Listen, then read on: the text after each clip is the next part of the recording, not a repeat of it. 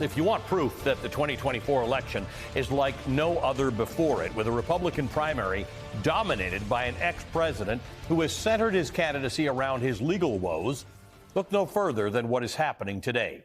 This morning, Donald Trump, fresh off a decisive win in the Iowa caucuses, was at a federal courthouse in Manhattan as the defendant in a second defamation trial brought by the writer E. Jean Carroll. And this time, there's no question of whether Trump defamed her. Judge Lewis Kaplan has already ruled that Trump is liable for remarks that he made in 2019, mocking Carroll's claim that he sexually assaulted her in a chance encounter at a department store dressing room in the 1990s. And Trump is not allowed to dispute Carroll's account. The question now is how much a jury should award E. Jean Carroll in damages for those comments. Opening statements are currently underway. We're going to have a live report from the courthouse when the trial wraps from the day. But here's what's happened so far. Donald Trump was in the courtroom alongside his lawyer, Alina Habba, as well as E. Jean Carroll and her attorneys. It was the first time the two were in the same room in decades. The first order of business was jury selection and the complications of a trial with what is perhaps the most famous defendant in the world was immediately clear. NBC News reports Judge Kaplan asked the potential jurors if anyone believed the 2020 presidential election was stolen. Two people in the pool said yes, and Trump turned around to look at them. The judge then asked whether anyone in the jury pool follows Trump on social media. Two said yes. The judge asked the jury pool if Trump is being treated unfairly by the nation's court system, and two potential jurors seemed to indicate that they do agree with that statement. Ultimately, 9 jurors were selected.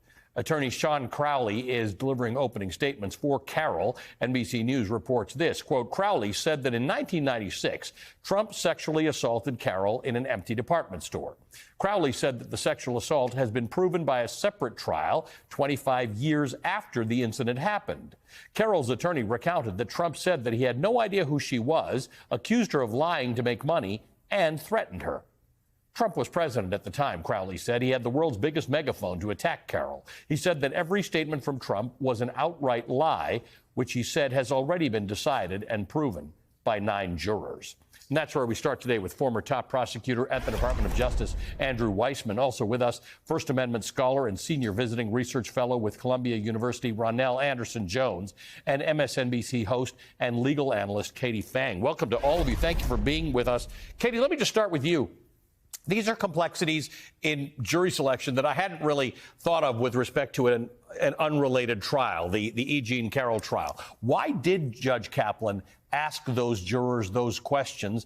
And what, if anything, does anybody do about the answers? Well, jury selection is an art form in and of itself, Allie, and it's clearly a way to seat fair and impartial jurors of the defendant's peers in order to be able to reach a decision on behalf of the plaintiff. And the reason why those questions are asked, Allie, is because you singularly have a unique, unprecedented, although that adjective is now getting worn out because he's got so many darn cases.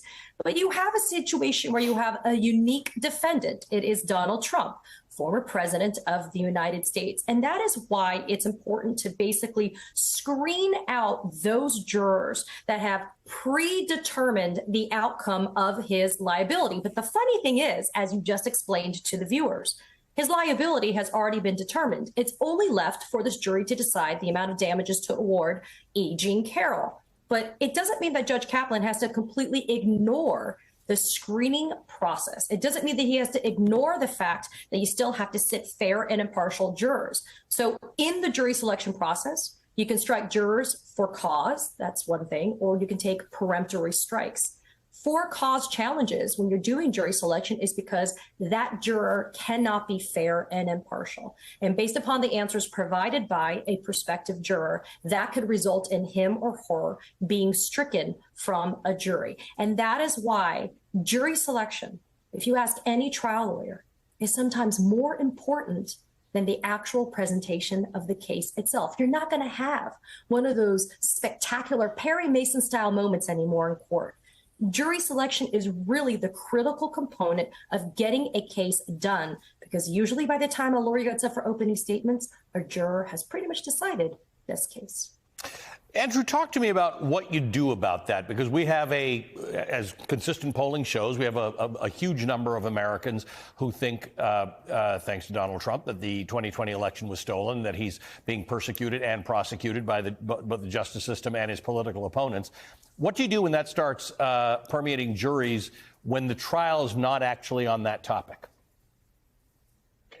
Well, as Katie said, that is the process that what happened this morning that Judge Kaplan oversaw, which was to allow the court and the parties to weed out people who cannot be fair and impartial and can't be confident that they could be fair and impartial with respect to the facts.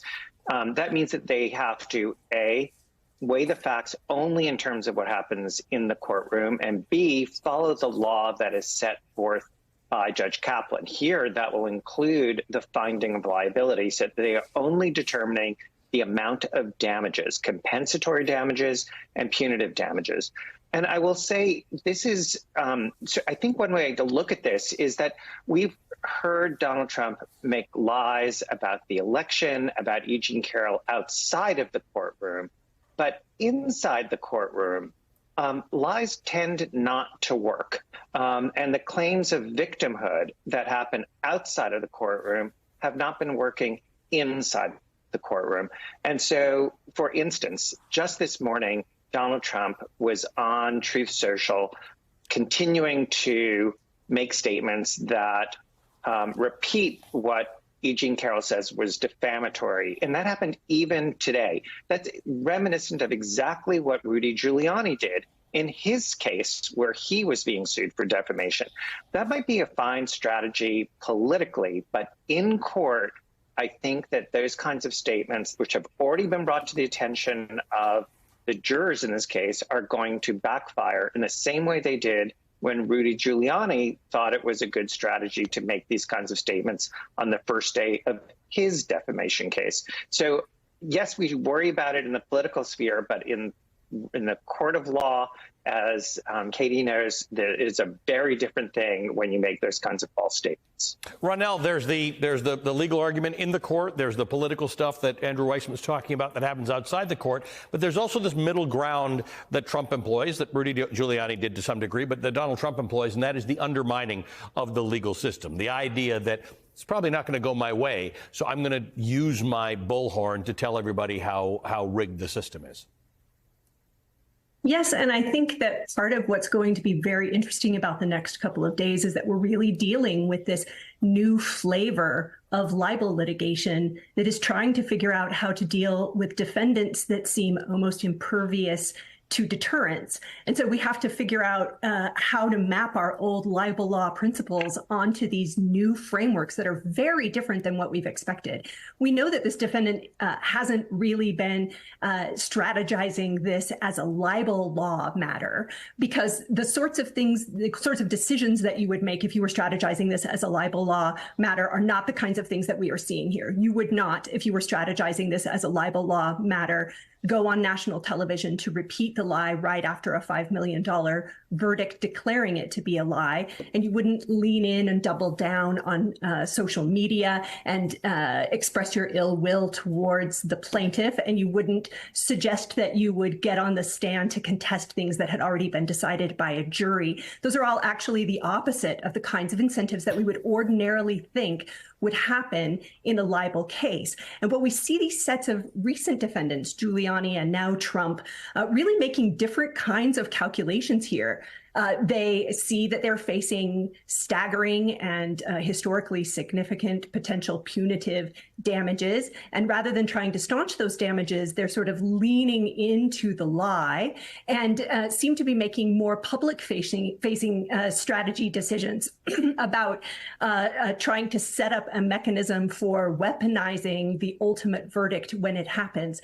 These are things that are going to have to be considered in real time by the judge in this case and by these jurors that have just been impaneled and by the lawyers for both sides. We really don't have a great game plan for what to do in libel law in these situations because it doesn't anticipate a defendant who will try to platform the lie in the damages proceeding. Feel any better? I have already put evac on alert. He's ready to go if it comes to that. General, I can assure you. Hey, General, let me into the war room to see you, so I had to hack my way onto this frequency. This better be critical, Wheelie. Sir, come on, when is it not, please?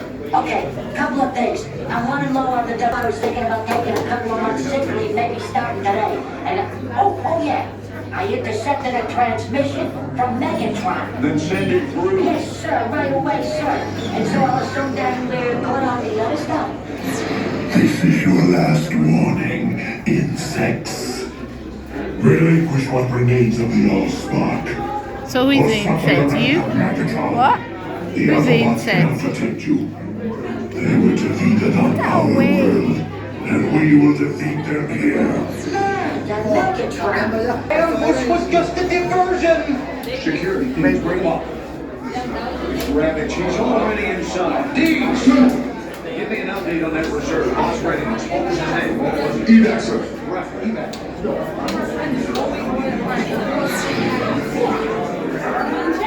She's right in front.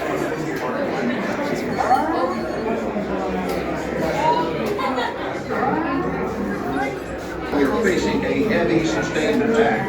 They appear to be after the Allspark aircraft. General! General!